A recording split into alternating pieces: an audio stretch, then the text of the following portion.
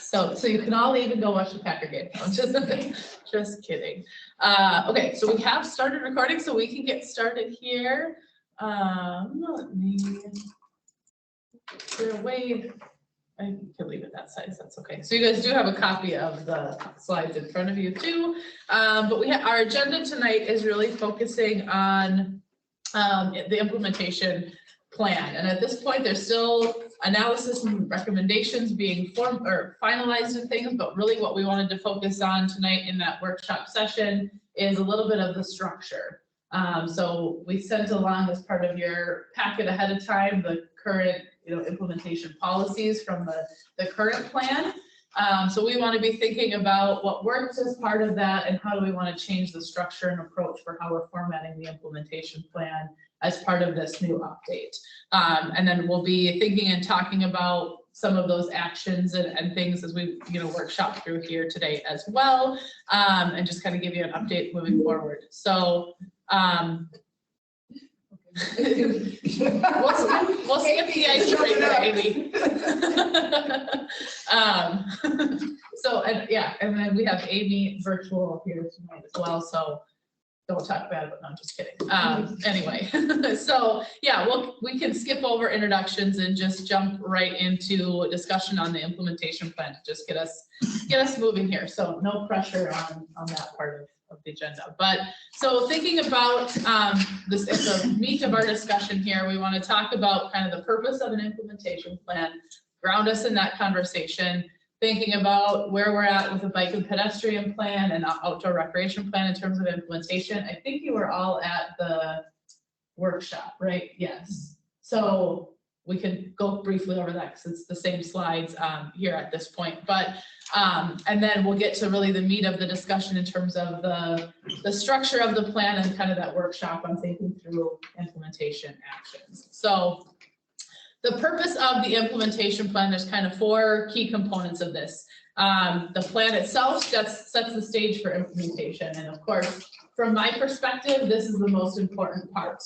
of the plan because there's, if we don't have an implementation plan, we've just spent, this many months going through a process to have a shiny document that's just going to sit there until you update it again in 10 years. So this is really the part of the process that is the hard work moving forward. But if we do it right, there's a good plan to guide us in that future action. So it should identify the steps or actions that are going to help us achieve the goals that we spent so much time crafting. And if we do it right, they can also be thoughtfulness about how we track that progress towards implementation. So maybe there's a couple steps we need to take as we're working towards certain goals and things, and how do we track that process? And then it can also provide guidance for department work plans or things like that. So as a way for our different city departments to kind of track actions that they have moving forward and kind of way to balance that moving forward. I think importantly as well, this is something that hopefully the public can connect to and say, hey, through this process, we talked so much about resiliency. I'll just pull that out as a topic. And in our implementation plan, we said that we were going to create development policies that really tried to get to a net zero focus where we don't have any, impacts from development. We're trying to balance that.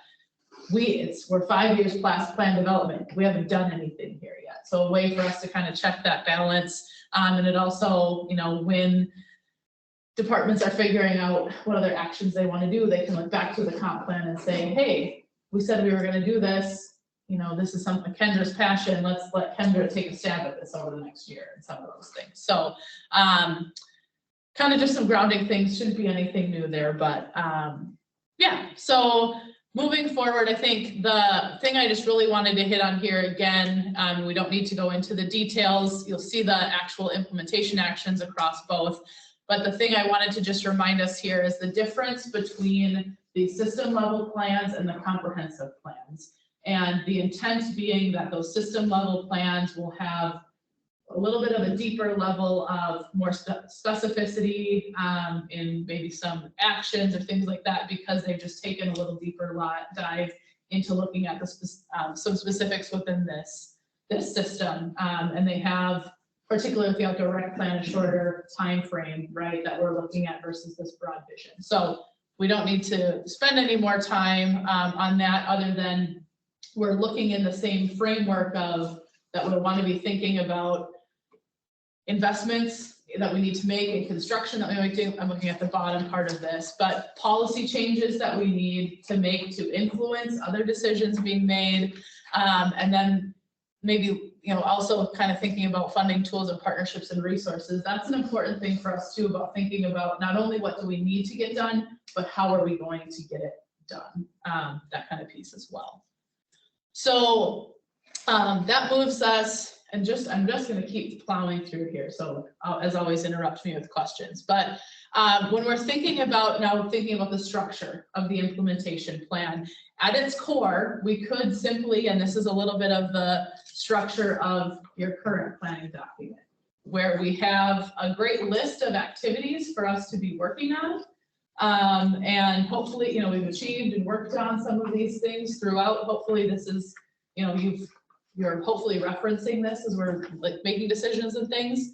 But we think it can be really powerful in our implementation plan to go just beyond identifying the action, because of course, executing these actions requires us to think about who's taking ownership of it. Cost is a factor. What are the resources that we have to put forward to achieve the action? What else is this connected to?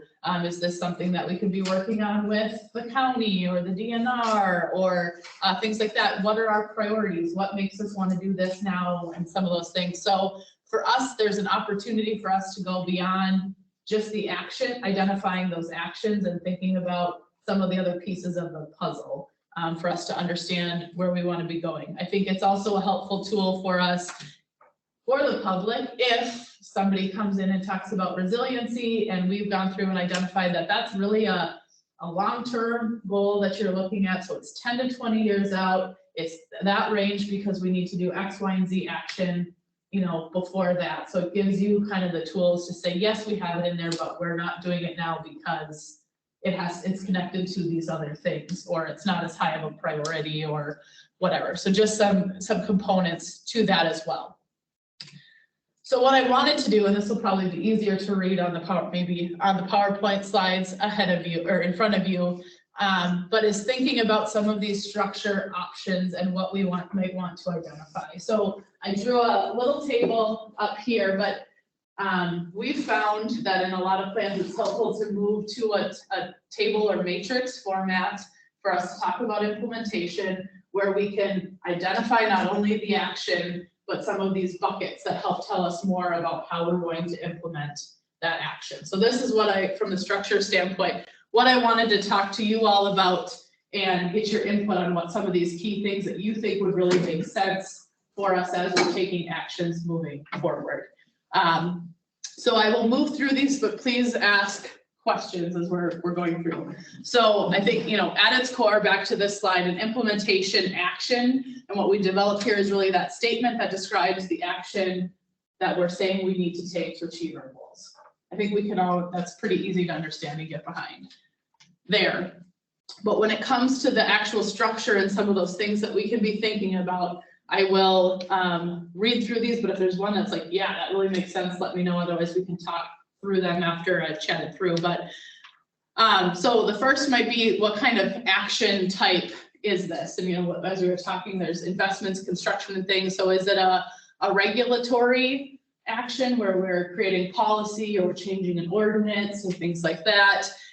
Is it a program where we're developing a new program or components of a department's work plan or things like that?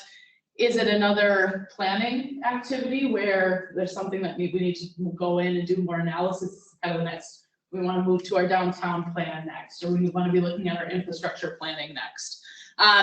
Or is it something that is guidance or a resource? So it's just something that we want to be thinking about. It's maybe a little bit more of an informal policy than the regulatory guidance. Of course, that line, that list can be more of things, but just kind of setting the framework for what that type of action it is.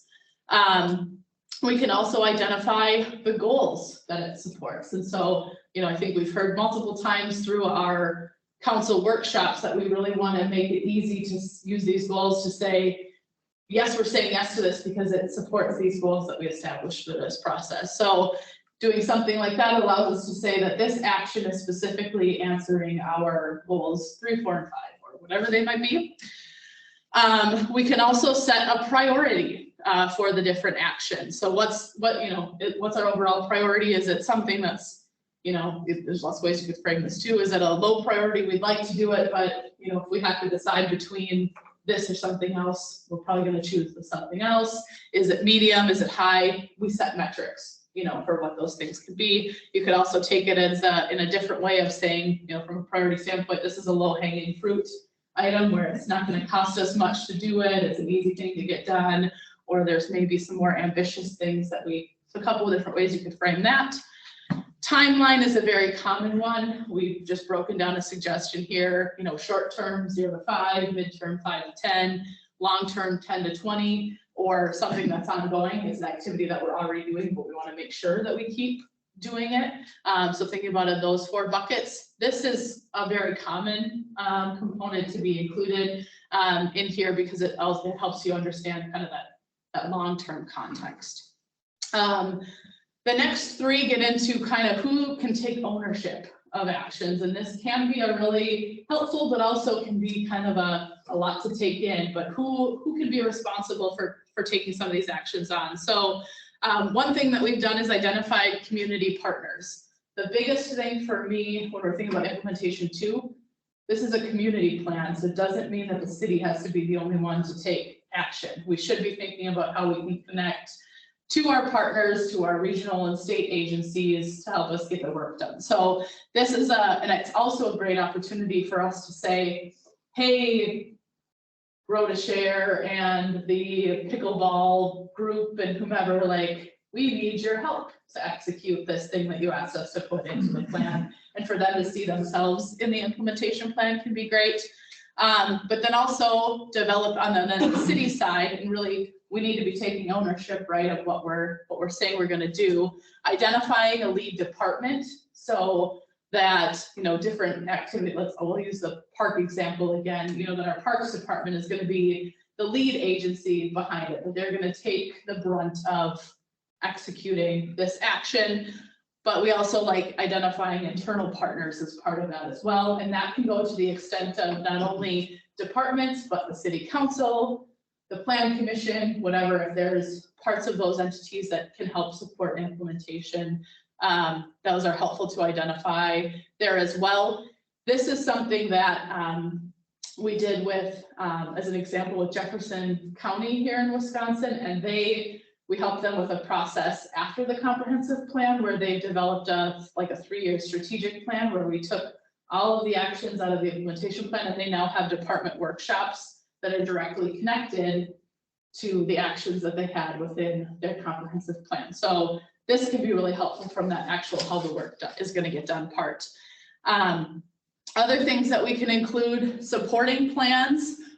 So this could be city, local plans, county plans, state plans that are connected to the action. If there's obviously some easy ones would be the implementation aspects from the bike ped plan and the outdoor rec plan. But also, is there something within the Kinney corridor plan that we should be referencing? Or is there something in a statewide WSDOT plan that we, want to connect to just to provide additional reference?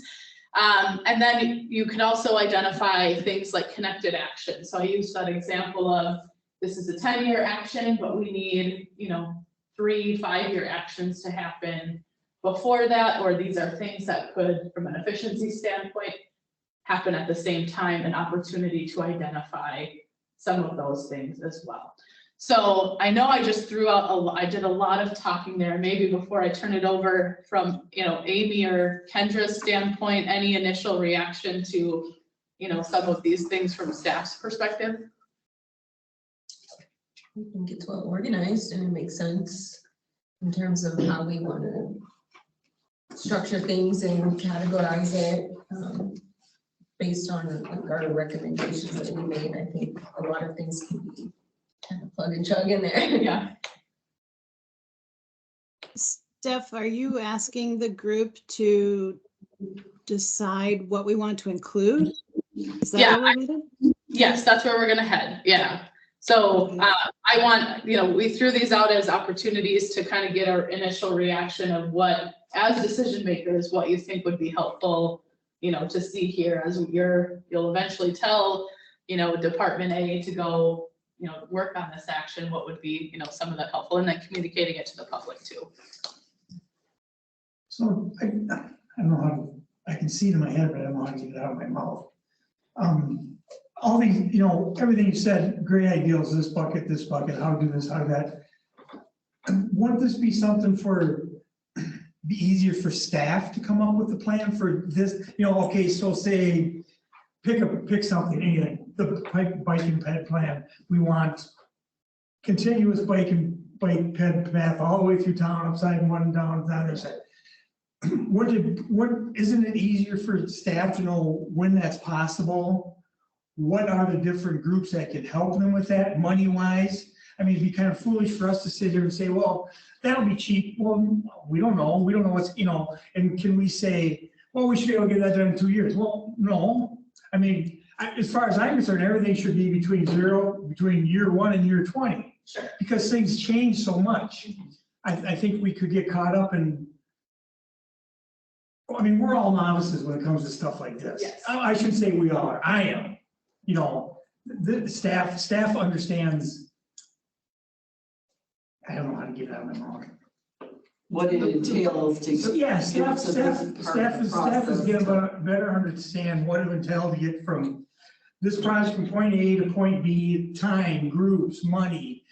When, we're still a small city, we don't have a lot of extra money outside of the projects we have to do. Yeah. So I don't know. I hope what I'm trying to say makes sense. Building on what he's saying, it did occur to me, are you guys in conversation with Wayne Cyberling over at the utilities and Cindy Danke? Because I know we're doing this whole biosolids, and a lot like the mayor is saying, they know what they need to get this biosolids plant done. Yeah. And I could say to you, well, I think that's priority. They might say, whoa, this is a $4 million project. Yeah.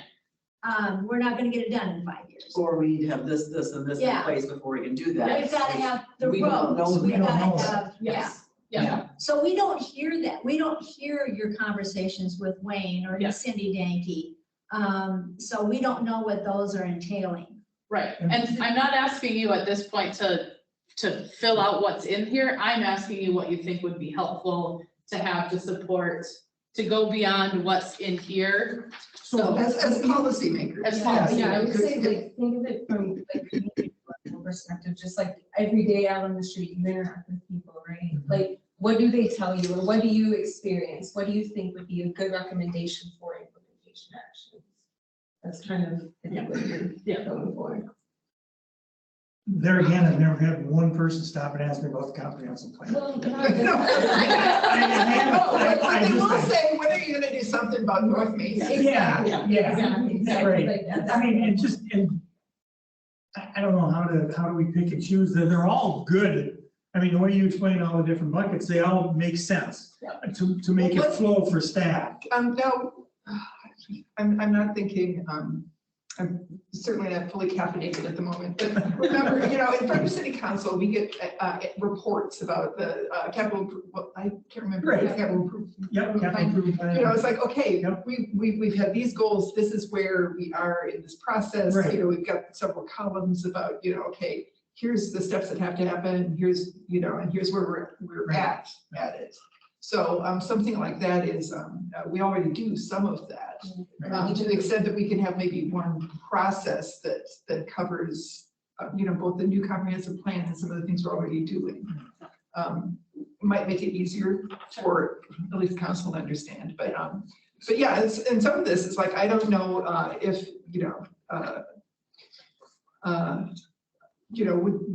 would staff also find this helpful? I mean, I think a lot of this would be helpful for the council just on an executive level. Yeah. But, for the staff, it might not be, they might not care what action type it is, just that it's been assigned to them. Yes. And I think I kind of agree with Diane. I think it's a lot more, getting down into the different buckets would be a lot more important than staff than it would be for us. Right. You know, we're kind of hovering up here, whereas staff has got to be down here and they have to know, okay, if we want to do this plan, this has got to be done first, this has got to be, well, we don't know that. Right. You know, we're just excited that they're, you know, when they come up with this great plan, it's like, well, we have to do this and this first, and they tell us that. Yeah. And it's like, oh, well, that makes sense, I never would have thought of that. Yeah. Yeah. I So, think Amy, Amy yeah. has some comments.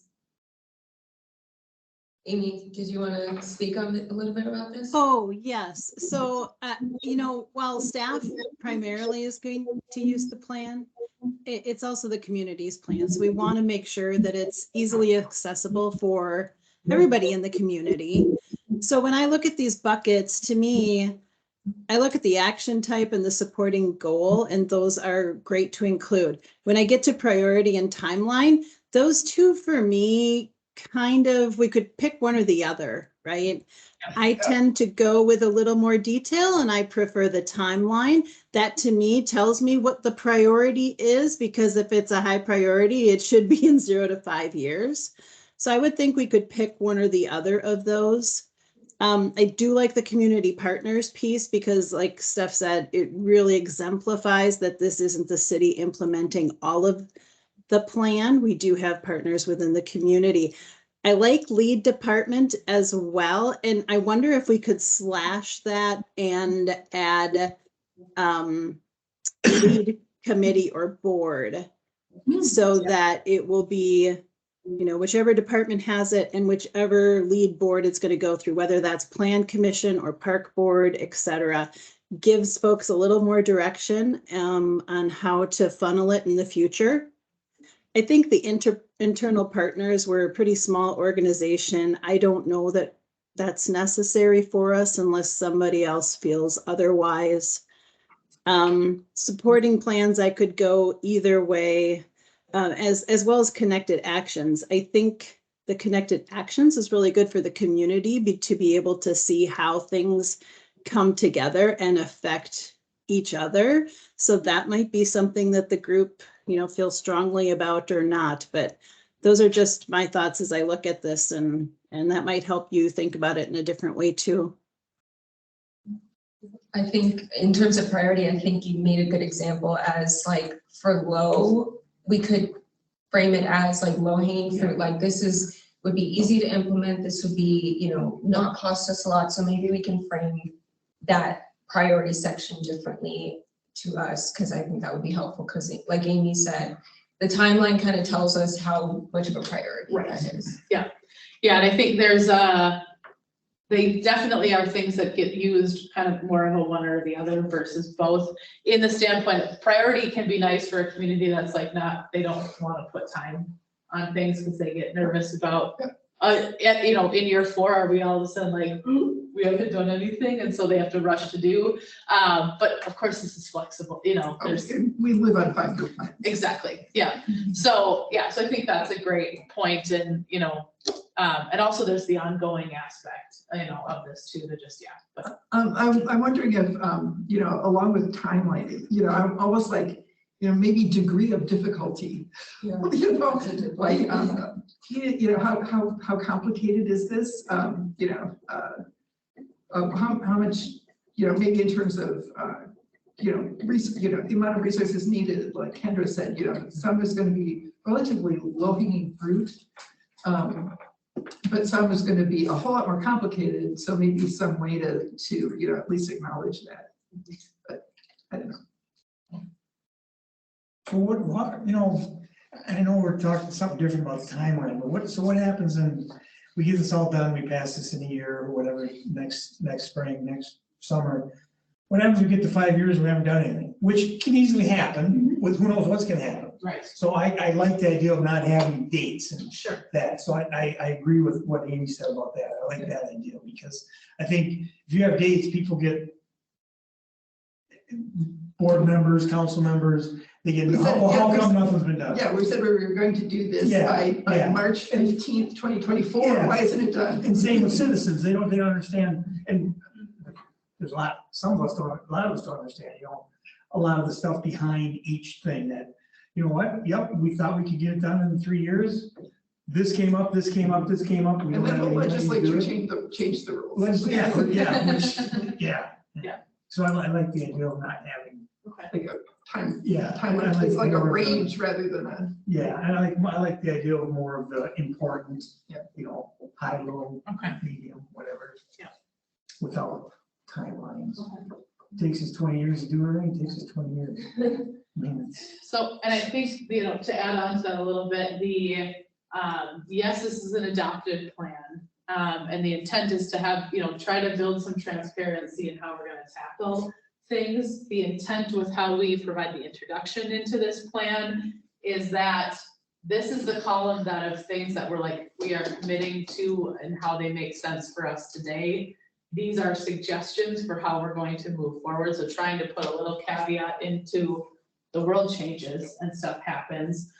So it's trying to not do this in a way that would like require, you know, if we decide we're gonna change land use designation, then we have to go through a formal process of a comp plan amendment. But it's not necessarily that these components of the thing are going to, you know, that you have to update your comp plan every year to result in, you know, the intent would be more that these get transformed into your annual work plans for your departments. And that's how you change out how the execution is done if something's a little bit different, rather than having to update your comp plan. But these actions should really be those grounding things that shouldn't be changing. But so I have, at least from a starting point up here, from had the action type, supporting goals, timeline or priority or degree of difficulty, something like that. yeah, in those veins. Our community departments and then the lead department and lead committee. Anybody have any of those that shouldn't be up there or anything that you think is missing? No, I like that. Perfect. Okay, good. And that's helpful context as we're thinking about things too. So the next slide that I wanted to think about here is kind of the level of action and kind of how the statements are phrased. And just kind of from an example standpoint of what we're thinking about here is there's different, you know, looking at the, you know, the policies that are laid out in the current plan, but where we have some visionary action statements that are kind of lofty, or, you know, could be that higher level versus some very specific action statements. And I think that's where for, you know, when we're thinking about some of the system plan aspects, you maybe see a little bit more on the specific and less on the visionary, but we have a combo here. So I just wanted to kind of compare and just, you know, chat about these a little bit and see where we've got some preference and things. So we kind of compared a couple different things. So from the level of detail on our visionary action statements, they're going to be more focused statements than our goals, but they may not identify a specific action or regulation that has to be changed. It may be something that we need to be looking at or thinking about, but we don't know at this point what our action is. Kind of thing, versus our specific action statements where we know that we have a program or a regulation that we need to take action on. They're much more specific and we know what we're doing. With that, the flexibility that comes with that is then the caveat would be on the visionary side, we're a little bit more flexible in how that implementation can be acted upon. We've got wiggle room to do X, Y, and Z because we're a little more visionary, so we can be responsive versus those specific action statements. Just from a transparency standpoint, if we're going to default or, you know, differ from that action statement, we need to have a really good reason behind, just from a public transparency standpoint, about why those shifts are going to have to happen, just to be open and honest there. From the analysis and community input standpoint, you know, do we need, what are those actions that we need to have there? On the visionary side, we may have to have, there may be some additional analysis or community input that needs to get done to identify the next steps. So we may be saying that we want to work with Grow to Share on, you know, supporting their expansion efforts or something like that. We haven't done the comp plan hasn't answered what that is. So that's, you know, we might have to have more analysis or input through that process. But on the specific side, through our planning process, we got the info that we need. So there may not be there might be limited or no input that we might need to execute that action, unless the action calls for the development of a new plan. So I just want to put that caveat in there when we say things like, you know, our next step is to do a downtown plan or our infrastructure plan. That's a specific action. We know that we're going to do it, but of course, that doesn't mean that we're going to do it in a box, right? There's going to be more input and analysis that gets done as part of that. So just a couple of examples that we laid out and kind of the difference between the two. So the first one gets on the housing side. So on the visionary standpoint, we're adopt regulations and policies that will encourage the development of diverse housing types. So there we know that we want to talk about diversity and that we're going to manage diversity through regulations and policies, but what those regulations and policies are up to you to decide. Versus specific action statements, a specific action statement would be adopt standards to allow the construction of accessory dwelling units throughout the city. So there we have a very specific, we know that we want to allow, this process showed us that we want to allow ADUs, and so we need to go in and take that action. So kind of two different ways of looking at it there. The next one is thinking about downtown. Preserve and enhance downtown as a vibrant place where people live, work, and shop. You could slice and dice that one a lot of ways, but it's emphasizing, you know, something that we've heard, that we want to preserve downtown as our core. But then more specific, a specific action would be develop or update development codes to require that development and redevelopment in downtown has a mix of commercial and residential uses. So trying to hit there on that mixed use component and being really specific in the development codes that we're going to update there.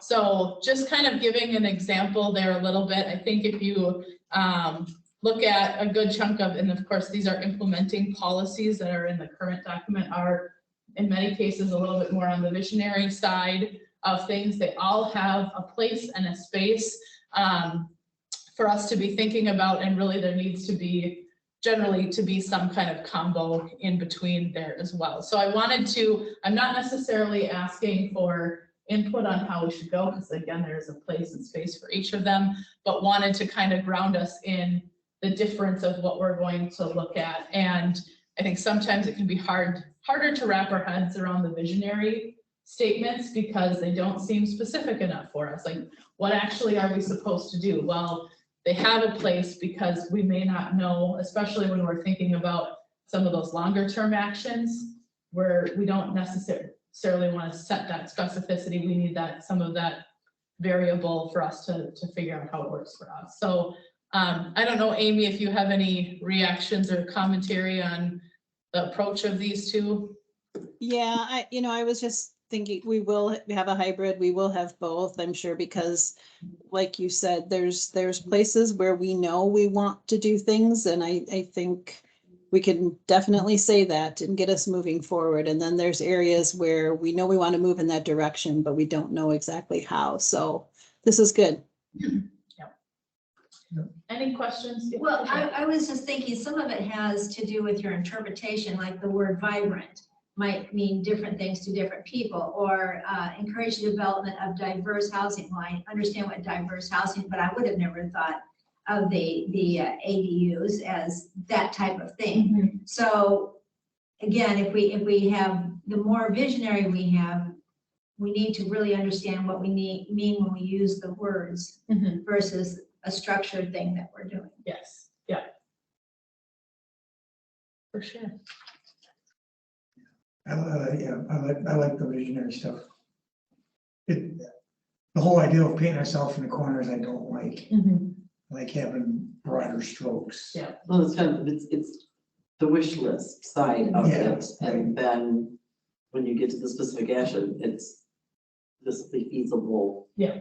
Plus, I think it makes it easier too for planning commissions or councils down the road where, yeah, you know what, we're really not interested in being specific about the ADUs or whatever, you know what I mean? Yeah. But, you know, so they don't feel like they've been painted into the corner already Or to a something. point. This fits into that vision we had for this specific, you know, when you say plan commission, it's kind of like we've been slided into that box. Right. And then be able to, you know, this is what's gonna have to be done in order for this vision to. Yeah.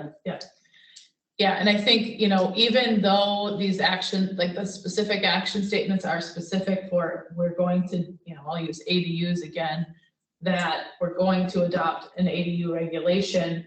The details of that regulation, for the most part, the plan should give us some guidance on things to be thinking about, but there's still wiggle room in that, on how that actually gets executed. So are we allowing ADUs in only one zoning district? Are they allowed in every residential zoning district? You know, there's still, Requirements. Yes, This whole yeah. Yeah. you know, that level of specificity generally isn't in this plan. That's something that gets done when we take that actual action. So there is still the ability to affect how things get done through that process too. So just laying that part out. I think the other part for B on, especially when we're, you know, whether we're looking at the timeline or some of those things, the visionary helps because, you know, we just went through an election cycle. You know, there's changes at the state level, as Diane alluded to. That's, you know, the next election, we'll have a change and, you know, changing, you know, there's going to be things that shift. And so to create a document that provides us more flexibility and is something that you don't have to come back and update all the time gives, you know, that flexibility that you have with visionary can be really helpful too. So, perfect. Yeah. So then we're just chugging with gas. So good, you know, we'll get you to home by half. No, we'll get you home soon. I get to listen to it on the radio on the way home. So, so now I wanted to move us into a discussion on kind of some implementation plan actions and really thinking about, again, knowing that you don't know all of the details of the analysis, but really trying to think back to all of the conversations that we've had through this process, you know, what we've heard from the public and things. What are those? We don't need to have a specific statement necessarily right now, but what are the things that we need to be thinking about and taking action on? So we'll step through each of our plan elements specifically and start to think about some of these things, but I would love thoughts and input from all of you. And so I don't know if anybody had, you know, time to look at the worksheet that was in your packet too. So that was a little bit of the thinking about and kind of grounding us again. Maybe I'll do this before I step in. Did anybody particularly on the front page, identify any successful implementation items or things that weren't achieved in the current comprehensive plan that you're like, hey, we really still need to do that? I thought it was a large, I looked through it and I'm like going, okay, I'm gonna just focus on utilities. Okay. And one of the things that we very successfully implemented is this AMI metering. That was a huge project. We took it under and it has to do with people better being able to handle their electricity, and pretty soon water is going to be done. Yeah. And also we've heard a lot about renewable energy and sustainability. And one of the things we did is, it's kind of gone by the wayside, but we had Powerful Choices, which was a group that met because of this. And we thought of ways, you know, fluorescent lights versus, you know, LEDs and all that kind of stuff. And growing trees in gravel pits versus, you know, bundles. So I thought, again, I just took utilities. I'm not going, I'm not going to tackle this whole thing. But those were some things that were the vision of, you know, 15 years ago that we're taking seriously, and we've accomplished the AMI one now. And so I can tell right now where I'm at on my electricity. And if I'm in Florida, I can say, wait, I must have left my lights on because I can see what my electrical use is. Yeah, I kind of agree. I wrote down for the successful, I said, we were successful to a point in just about everything. I mean, water, stormwater, infrastructure, all that stuff, the river. And I thought, I mean, that's a huge list. Yeah. I mean, but I think we were pretty successful in most everything. And for things we did, I don't want to say it wasn't achieved. We probably didn't get what we really wanted to get done. Most of that was around kind of the transportation goals. I think we kind of fell a little short on that. I mean, I think we still made a big jump and we did a lot, but I think we what we had in the plan compared to what we got done. I think that's probably where we fell short a little bit.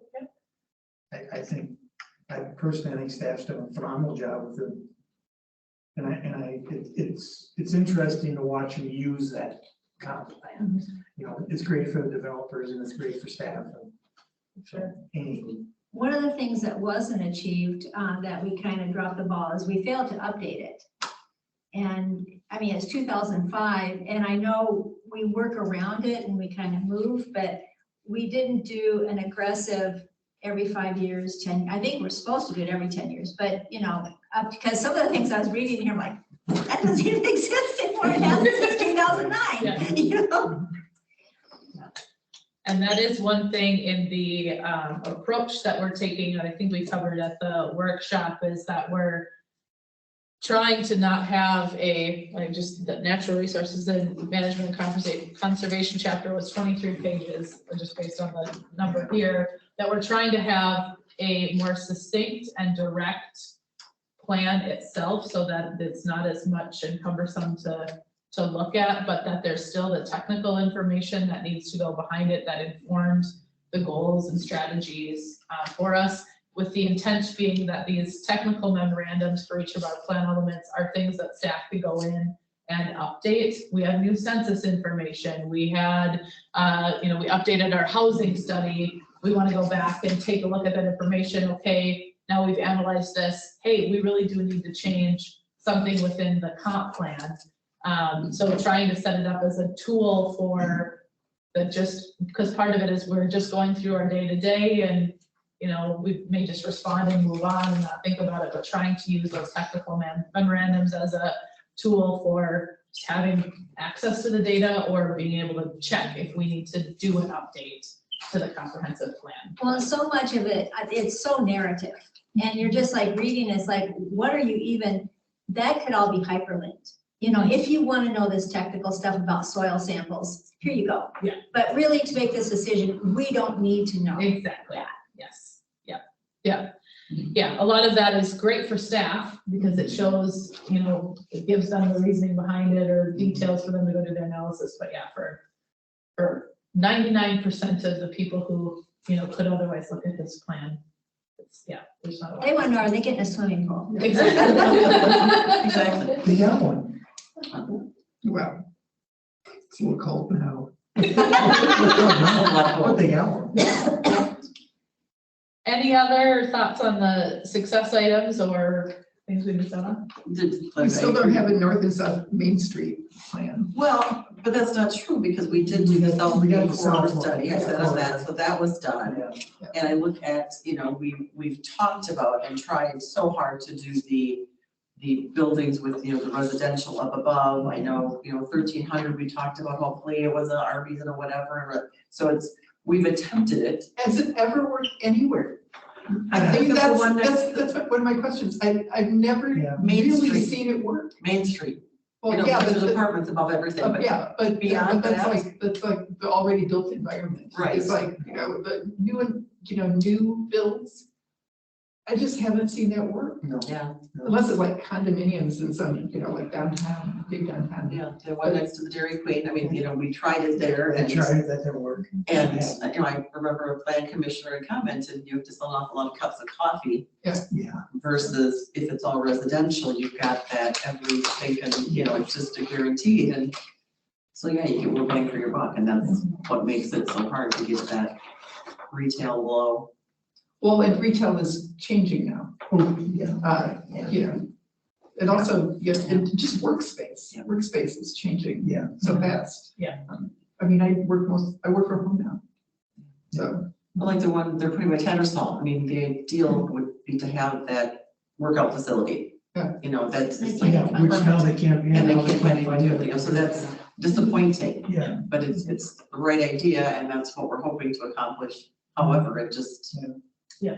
So we've done, we've made some great strides. yeah, no, the interesting thing about this, I didn't see that it was actually 2005, but that is a long time ago. We weren't wrong. about any of this. No. You know, so we were on the right track then and, you know, are on the same one now. Can you remember corridor, develop a plan? You know, we did the corridor project, so we've made great strides. Yes, yeah, for sure. Excellent. So now let's jump into kind of thinking about, and we've broken this down by our, our 8 plan elements here again from the kind of systems that we're talking about. And so what I've laid out here, and this is just high level, I'm not necessarily asking you to confirm or deny what we're laying out here. These are some things that we've been discussing with staff or we've been working with on the SRF side as we're running analysis. So just wanting to lay out some of the things that we're kind of thinking about. So if there's something here that you're like, whoa, no, hey, don't even touch that. We want to know that. But more, I wanted to lay this out as something to get you thinking about, what else, what could be in here that we're not hitting on. So, and I don't need to go into detail on all of these, but Joe, so starting with land use from a high perspective, we've, talked about, and there's some very specific things in here and some of those more visionary things. So, examples of maybe on the more specific that we should be looking at updating the minimum lot size requirements and other dimensional standards within particularly our residential districts to make sure that we're hitting that diverse housing stock, or that we have our guidelines that really allow us to achieve what we're trying to achieve and match our density requirements and things like that. That we review and reevaluate the subdivision code and street design requirements so that we're setting ourselves up for success there. That we create performance standards to regulate open space, facade treatments,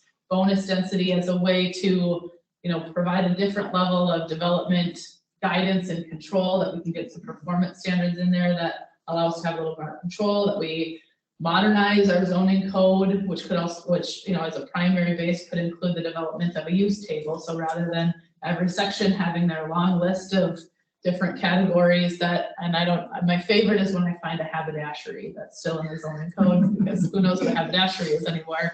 But having a more simplified table, the modern way to do some of those things. You can easily see what's allowed in all districts. Even some of the other more specific things from like an outreach standpoint, just developing zoning category fact sheets so that you have access to what all of those requirements are, especially as we're changing them, so people have easy access to different things.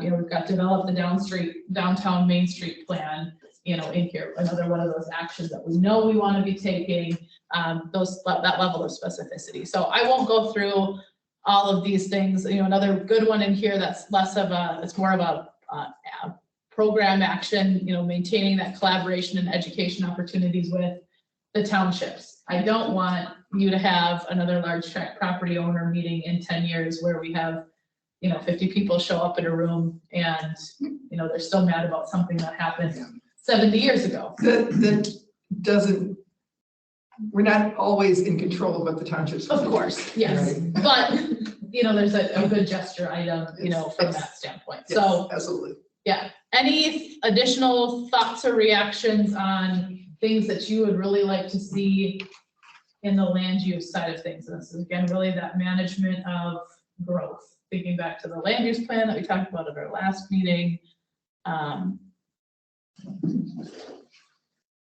Finish up the boundary agreements. Yeah. So we don't have to worry about what's townships. Yeah. Would that be part of that? We do have that one in our Sorry, intergovernmental. Amy. It is in our intergovernmental, but Oh, that's there's a balance of where. yeah, I don't have to worry about what the townships do.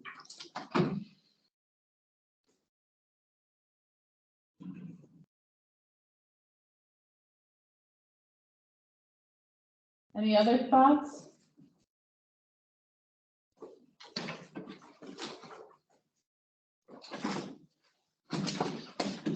Apparently this board has seen better days.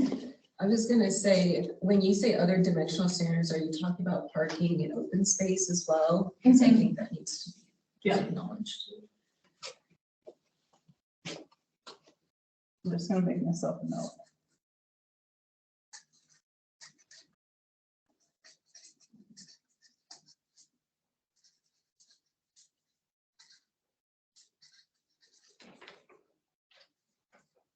The other thing, another thing would be when you say develop zoning category fact sheets to inform updates, maybe just, because we have other fact sheets in general that Sure. need updates, so Yeah. that could be a good one as well.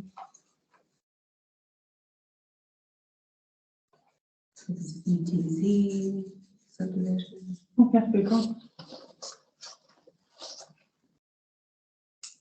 Other thoughts? Okay. Well, we'll keep moving then. The next category is, that we laid out was housing. So a lot of discussion in here, but opportunity, we, have talked with staff on the accessory dwelling unit regulations. That's one that we have identified that's maybe something, that example was kind of real life from that standpoint. We want to have, be thinking about other regulations for the different housing types. So thinking about tiny homes, alternative housing options, a little bit more generally, evaluating tools for rental housing maintenance. And that's a visionary one where we don't, maybe at this point, don't know whether we want there to be, some kind of maintenance plan. There's different ways to collaborate. There's different tools at the state level. So just what are some of those tools available for us? And there, I will note on the visionary side, and I think this is Patricia made this point, that we need to be very thoughtful of the different verbs that come along with these. There's the evaluate, implement, that kind of vary a little bit, but we're very thoughtful of that as well. That we, and this takes back to the kind of bringing it back to land use, support zoning ordinance decisions that support density and development regulations that support missing middle housing. So missing middle is we're really good at developing apartments and we're really good at developing single family homes, but there's a big missing gap here. That's an affordability level that is hard to do, but a lot of times we've zoned that type of housing out of communities by the development regulations that we have. Another one in here is invest in programming and tools that supports naturally occurring affordable housing. So, our older housing stock that, there's turnover, people, retire and they move to their next house, that the older housing, if it's maintained, we can become, nice affordable housing for that next generation to move in. But if we're not maintaining it, or we're opening it up for redevelopment opportunities, that then it gets redeveloped into the, next higher end condo, we've taken that affordable housing option that's just naturally occurred out for us. So some of those things, I won't go into all of the details, Eric, on this one, but any thoughts on the housing side of the coin?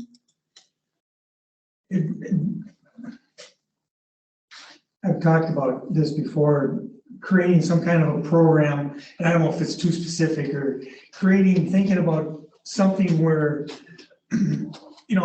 rentals, you can see where rental properties are slowly turning back over into single family homes. And if we could get some kind of program to families that want to buy a rental property and turn it into a single family home for them, some kind of program where we can offer them 20 grand for their down payment. They have to live there for 5 years. Something, I don't know how you would, if that would be with housing or.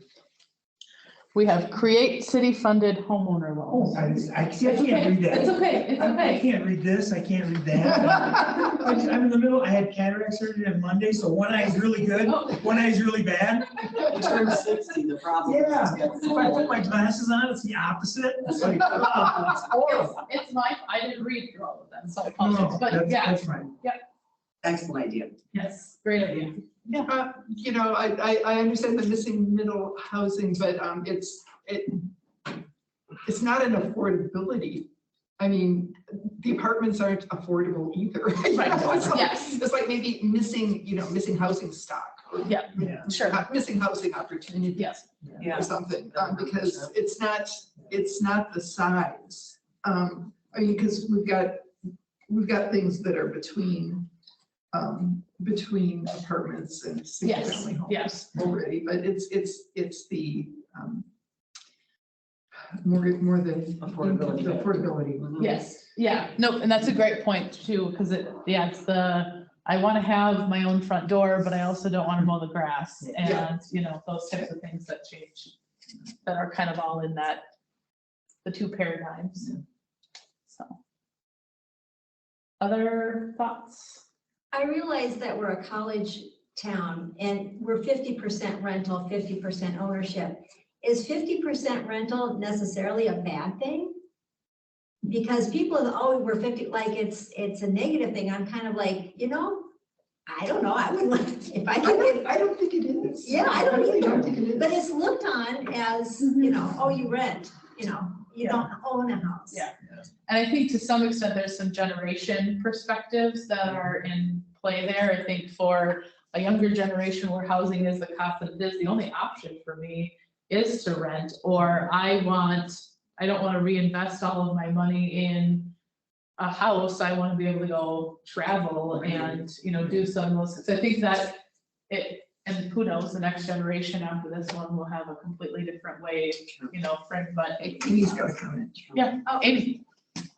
Oh, I was just going to add on that topic, we've been talking internally a little bit about knowing more about the rental that we have in the community, where exactly it is.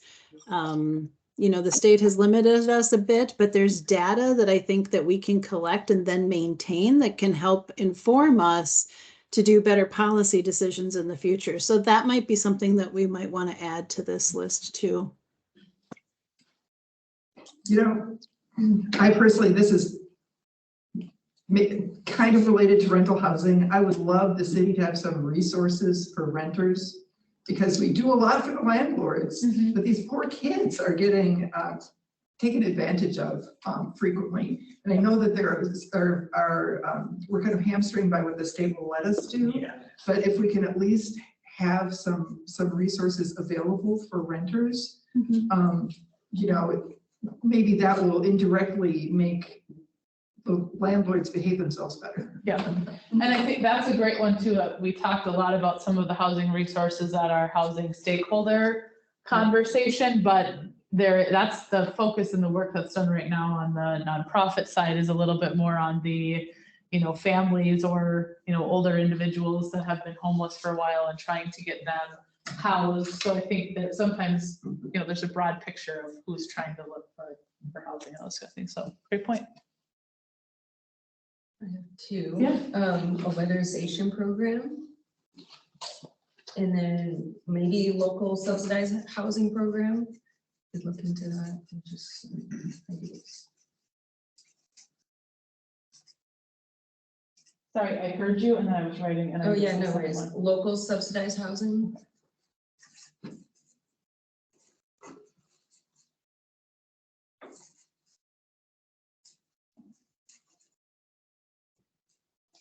Excellent. Okay. So let's keep moving and we'll jump to transportation. So here's our opportunity, Dan.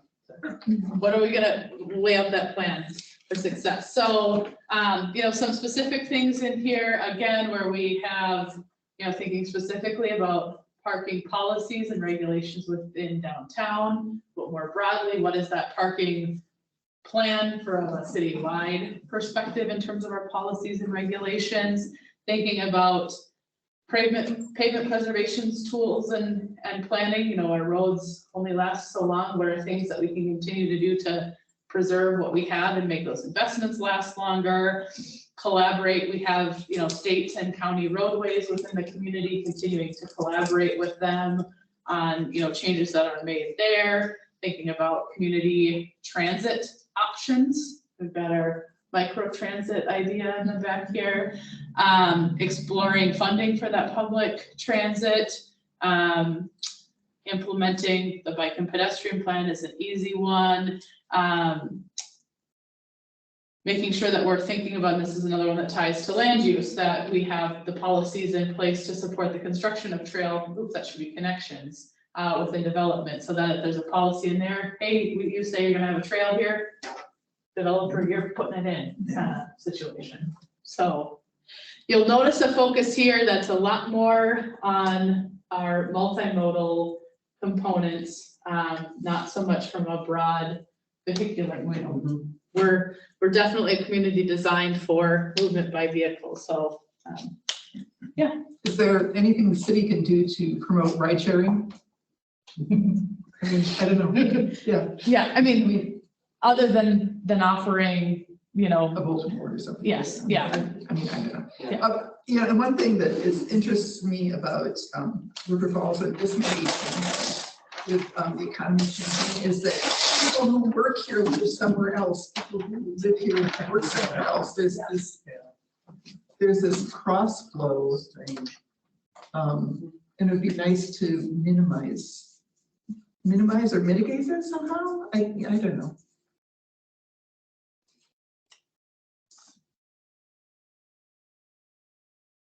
Because we are not big enough to sustain public transportation that without massive subsidies. right, yeah.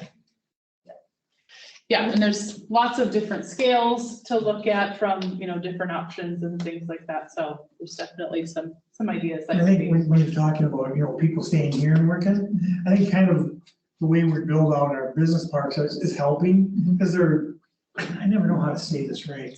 They're better paying jobs in our business Right. parks. They're not just, you know, $15 an hour factory jobs. They're higher end. A lot of them are higher end jobs, I think, which help.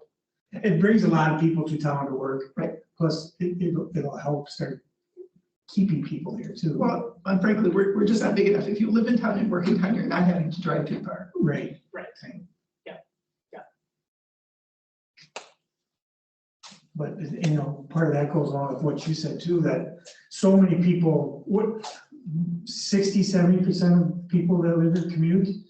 And it makes sense, the job market is better in the Twin Cities, so the Yeah. pay is higher. Yeah, so I get it, it's I get it, hard, but, it's you know, hard to, not still remember that we are a mobile community. We need to keep that, we can't just go nothing but walking and bikes. We have to keep in mind that 60–70% of they have 2 vehicles because they need them. Right. So. But on the other hand, we shouldn't get road crazy. No.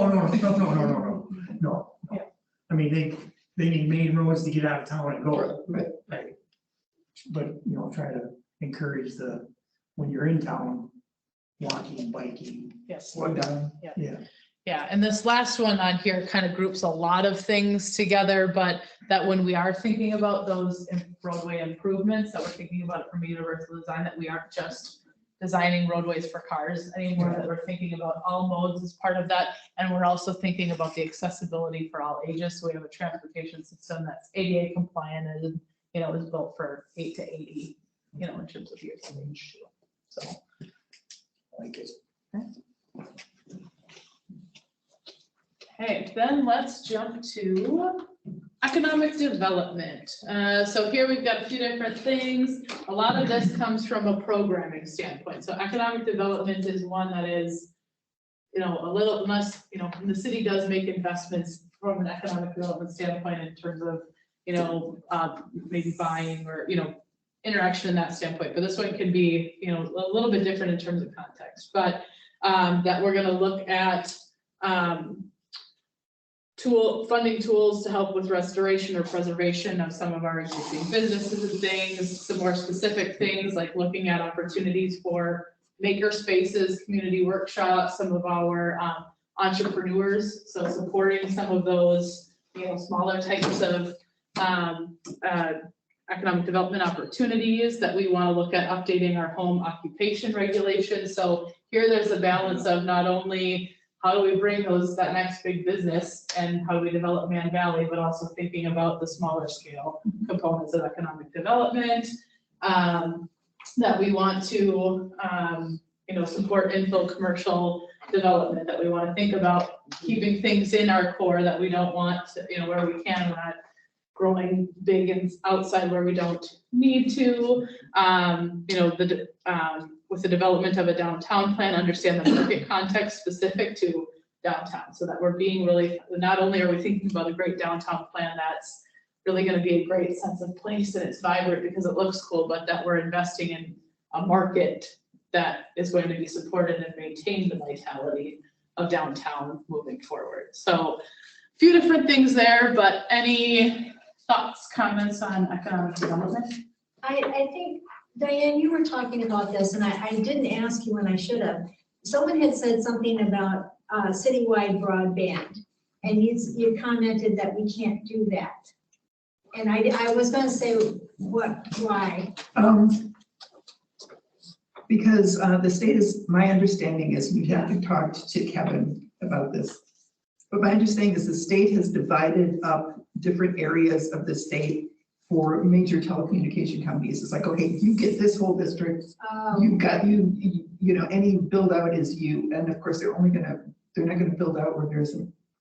And so, I didn't know Baldwin Telecom is starting to do it. I really don't know, but I know that there have been structural issues with our. Well, you said it with with the such city. authority, I'm like, oh, so I'm like, going, but why? Yeah, I know, well, it does make any sense, because that should be easy, that should be something that the utility department can provide along with, you know, the garbage on Yeah. on your monthly bill, but, my understanding is the way it's structured now, we can't offer those services, so, you know, but, yeah, like I said, I don't, Yeah. I mean, that's my okay. general understanding, and I really don't know enough specifics. I know we've talked a little bit about, there's been a couple companies looking at that wants to come in and lay fiber to the whole town. Granted, it's not us doing it, but that would offer everybody. Well, I take it. Yeah.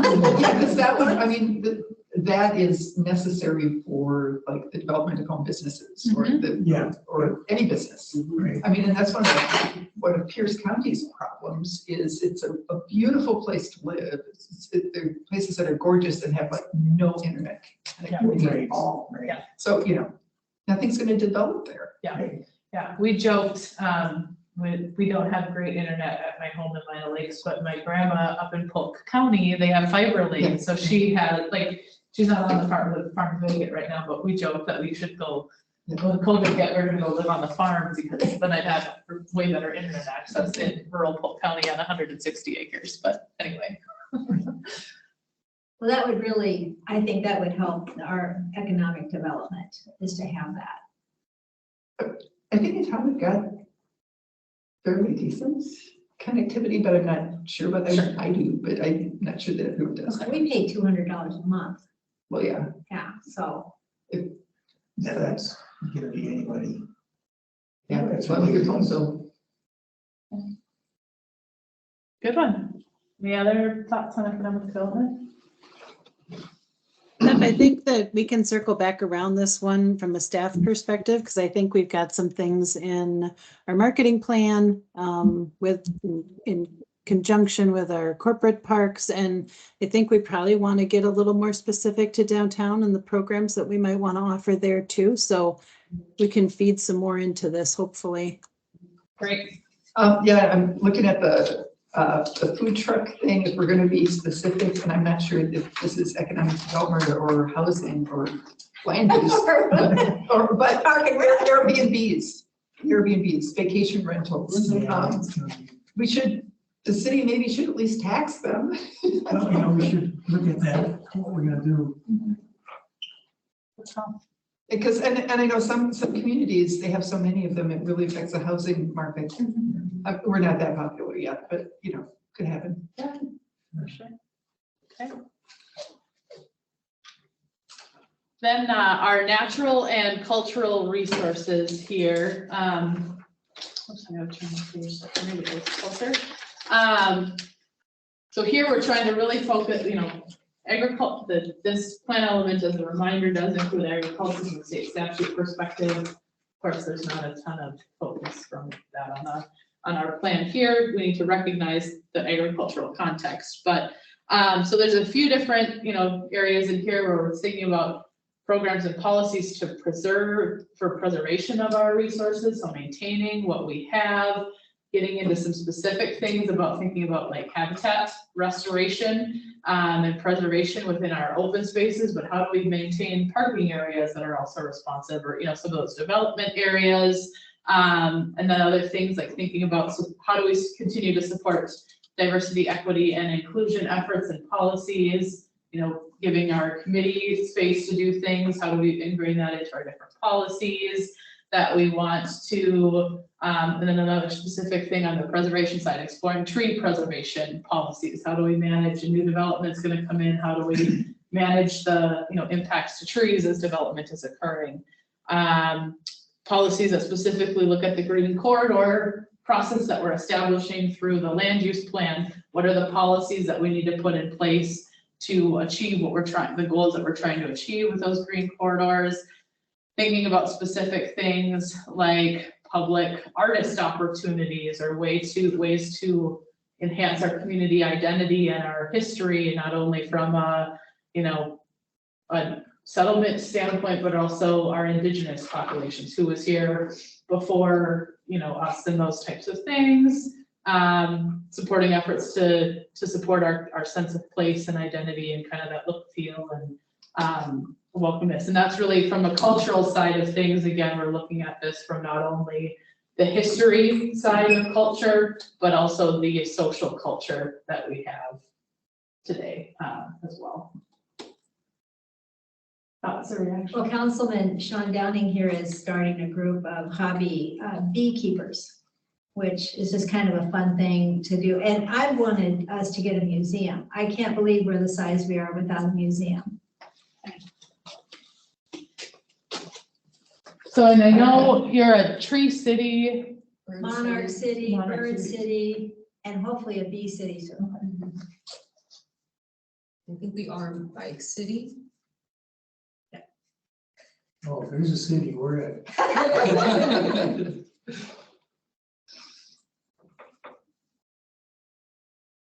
We got a bad case of FOMO.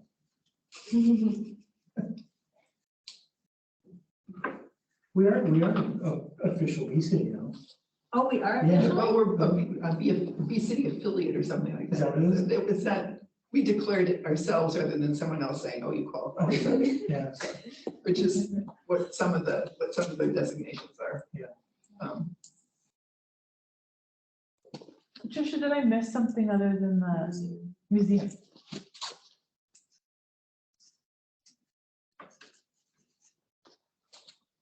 Yeah, that's an issue of funding in some ways, because we're not big enough to have a self-sustaining museum. We need somebody to donate their house. Fill it up with stuff. New Richmond has a good one, but I know New Richmond has a lot of people putting money into it. Maybe we could get some space at the university. Pardon? Get some space at the university. Yeah, I know. Where's Crystal? Maybe that. Right?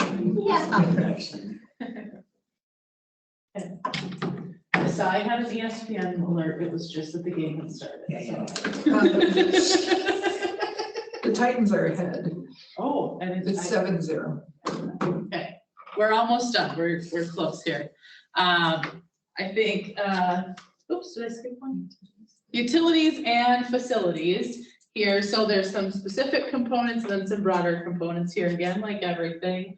But there's things like planning for our future expansion of our sewer treatment facility, thinking about what our growth policy plans and process is for how infrastructure can be expanded to support the future land use plan that we've identified. That's a clear planning process that we need to be doing.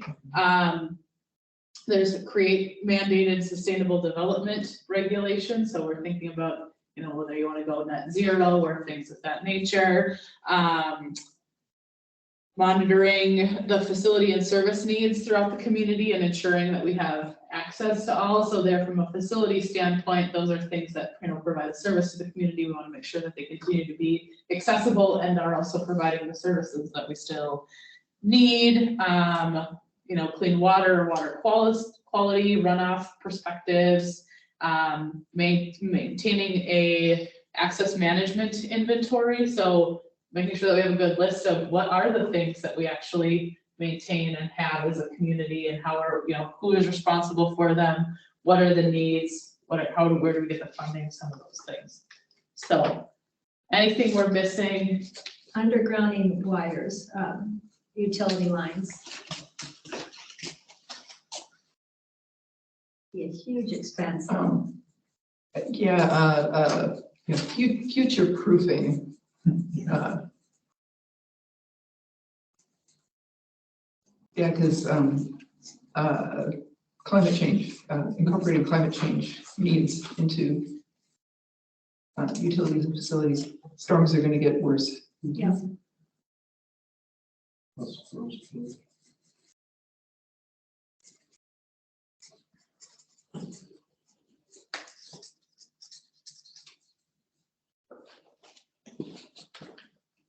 And I always go with you, better, well, I don't know if this is housing, but better installations so that use less energy. Energy efficiencies. And yeah, good, yeah, energy efficiency and renewable energy. Weatherproofing. Yeah, Yeah, whether it's, weatherproofing. yeah. Oh, yeah, we can have that. Yep. Yeah, but Under housing, I think, there's- sustainability. Yeah. Well, Yeah, And as you're writing that, I'm thinking, so you're looking at, burying more of the utility lines.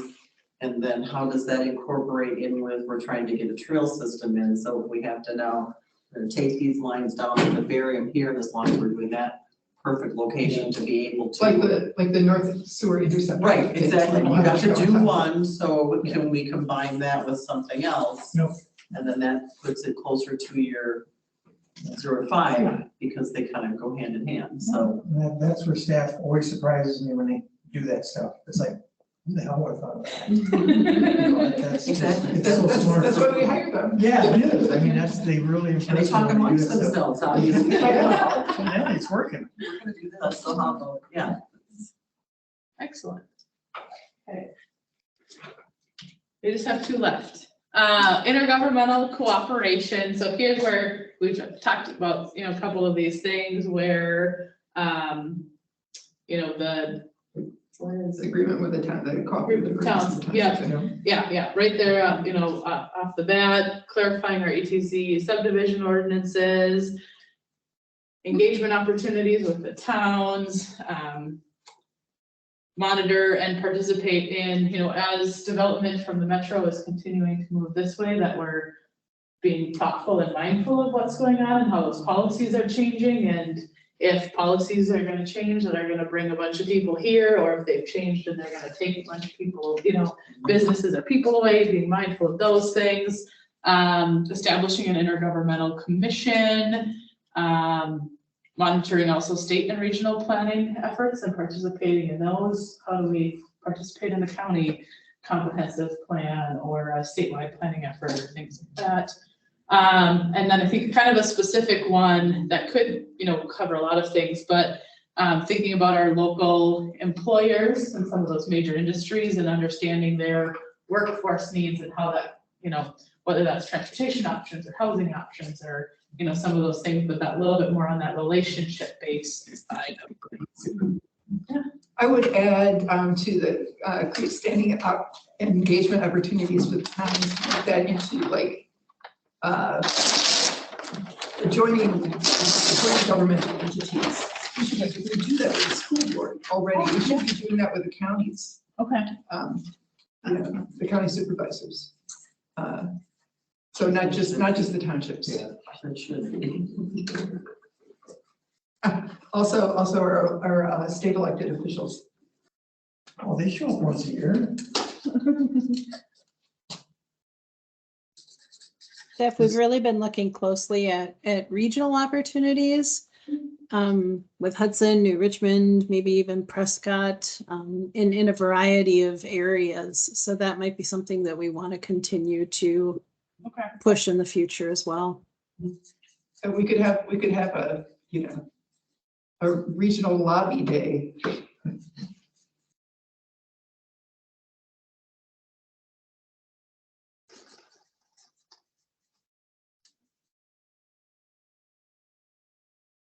Great. Anything else here from the intergovernmental side? Okay. Finally, we have recreation here. So, the A couple things more, I think they're trying to think a little bit more broadly than just the outdoor recreation plan too. So not only, implementing the findings of not only the outdoor recreation plan, but our park master plans and those things that will continue to develop, maintaining partnerships with local recreation organizations from that standpoint, creating policies for the universal design and treatment of parks, things like that, but then also thinking about some of our indoor opportunities. Community center is, it'd be great if we had a community center, a lot goes into that. So I was very specific in exploring the feasibility of a community center, not that we're going to create a community center, because if somebody donates a big enough house, there'd be a fight over whether it would go to a museum or a community center. But, so when the lottery was so big, I did tell people at work that I would give you all $1 million if I had won, those $1 million. 2 billion. Yeah, probably need more than $1 million to get a community center, but, anyway, but I didn't win, I'm sorry, so, anyway, there's kind of a few different things going on here. I think the other piece that's not really highlighted in here, but we are focusing on in the recreation plan of the comp plan is recreation's connection to our physical, social, and mental health within the community, and really emphasizing some of those components, as well as, in a comp plan, we don't really talk about public health, but that is an ever-growing issue for us. And so we're, making sure that there is a connection in here. So there may be, some opportunity for us to just finalizing that piece. So there's maybe an action or two that goes beyond that in terms of that coordination, but. It might be nice to, in the recreation piece, it might be nice to have something about, multiple age groups. I mean, I think we do really well with kids. We don't do anything for older adults. We got I was pickleball. just gonna say we have pickleball. Diane. Well, other than No, I pickleball. know. Yeah. Other than pickleball. Yeah. And because, that's one of the things, people have still not forgiven the city for tearing down whatever it was and building City Hall here. Because that was the senior center and we don't have the senior center. It's an old city hospital, for gosh sake. I know, all the things. Emphasis on old. I know. But people still remember, and it's Ingram Center, right? yeah, the Ingram Center, that It was, was the old city hospital. yes, it wasn't that, It was at one point, yes. It's really old. but, I used to live around here. Did you, and I might have misheard you, or I drifted off. Were you talking about collaborating, you were talking about public health? Were you talking about like working with clinics and hospitals in town? Is that, okay, sorry, Yep. I must have zoned out for a minute. Okay, yeah. You talk recreation, and I'm just looking at things. Does the university play into any part of that? Because I think of, their rock climbing wall, and granted, they're not a community center, but, anything that can piggyback or pair up with them, because they do provide awesome recreation opportunities. And that's a and great they go point. for price. Right, Yeah. right. But I think we've had discussions with them about some of their, like fields, baseball, softball, stuff like that. I know we talked about stuff like that. Because even just their trails that, Yeah. they're not part of their walking trails, but they're beautiful. Yes. And like Chris says, they're shoveled and plowed and. And that's an interesting part in the outdoor recreation plan. We do a service area assessment. So what within a quarter mile, how can you walk? And of course, that's the bird flies, not as where the sidewalks are. But that map shows a gap around the university is where we have a gap from our park systems in that quarter mile.